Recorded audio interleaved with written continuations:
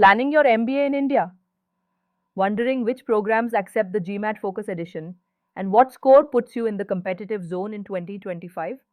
Let's break it down, school by school, with the official data from the GMAT Score Guide 2024-25.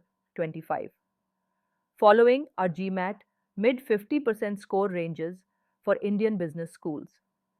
I'm Shruti, and I work with driven professionals to unlock MBA admits with the right GMAT strategy.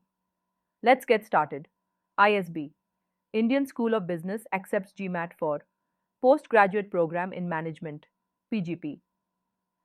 PGP Young Leaders Advanced Management Program in Business Analytics, AMPBA.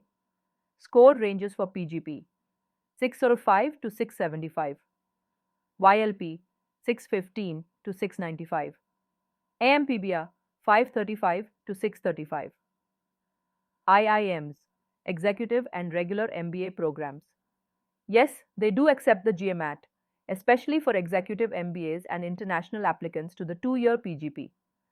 IIM Ahmedabad PGPX, 1-year executive MBA, 595 to 655, 2-year PGP for international GMAT applicants, 555 to 670.